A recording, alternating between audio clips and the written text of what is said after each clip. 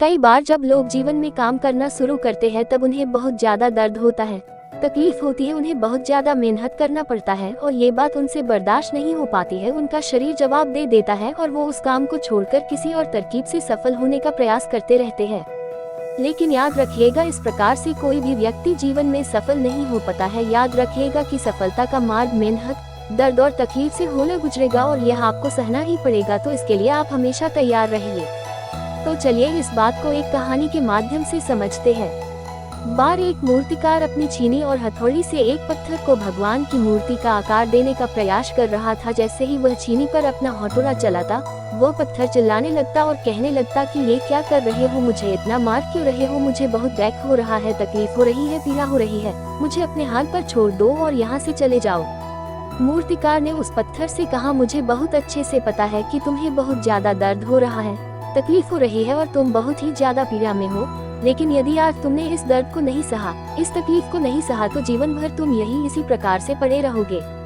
मुझे पता है कि तुम में आगे बढ़ने की अपार संभावना है, तुम एक बहुत अच्छे पत्थर हो, लेकिन यदि तुम इसी प्रकार से रहोगे तो कभी भी आगे नहीं बढ़ पाओगे। इतना कहकर मूर्तिकार औजार उठाए ही थी कि पत्थर फिर से चिल्लाने लगा, गिड़गिड़ाने लगा, विनती करने लगा कि मुझे अपने हाथ पर छोड़ दो, मुझे पता है कि जीवन के लिए कौन सी चीज सही है और कौन सी चीज गलत है, मुझे बहुत ज्यादा दर्द हो रहा है, अब मैं इस तकलीफ को बहुत ज्यादा नहीं सह सकता, मैं जिस हाल में जो उस हाल में छोड़कर मुझे तुम ये से चले जाओ। उस मूर्तिकार फिर से उस पत्थर को समझाने की कोशिश की, ज्यादा अधीर मत बनो और अपने सब्र को बनाए रखो, थोड़ी देर और इस दर्द को सहो, यदि इस दर्द को सह लिया तो मैं भगवान की मूर्ति के रूप में तुम्हारी स्थापना करवाऊंगा और फिर दूर दूर से लोग तुम्हारी पूजा करने आएंगे और पंडित और लोग तुम्हारी सेवा करेंगे।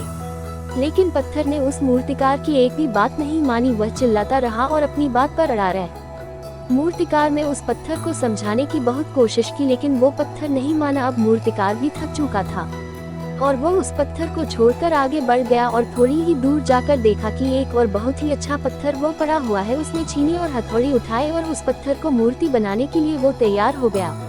मूर्तिकार ने छीनी और हथौड़ी का वार दूसरे पत्थर पर जारी रखा।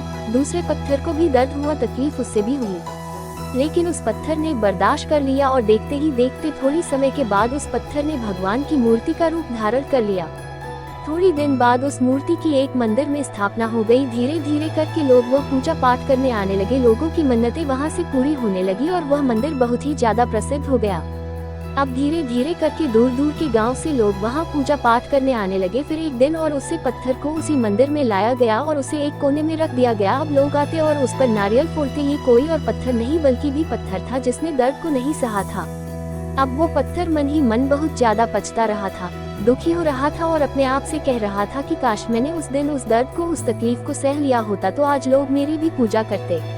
इसलिए आप भी अपने जीवन में हमेशा याद रखिएगा कि जब भी आप अपने करियर की शुरुआत में किसी काम को कर रहे हो, पढ़ाई कर रहे हो या कोई भी काम कर रहे हो और उसमें आपको दर्द हो रहा है, तकलीफ हो रही है, ज्यादा मेहनत करना पड़ रहा है, तो आप रुकिएगा मत, किसी और रास्ते की शुरुआत मत करिएगा, क्योंकि कोई और रास्ता आपको सफलता नहीं दे सकता है। आपको उस दर्द को, उस तकलीफ को सहना ही होगा और उस दर्द को, उस तकलीफ को सहकर आप ज्यादा मजबूत बनेंगे और तभी आप अपने जीवन में आगे बढ़ पाएंगे। और जीवन में हमेशा याद रखिएगा कि आपको पहले पत्थर की तरह नहीं बल्कि दूसरे पत्थर की तरह बनना है।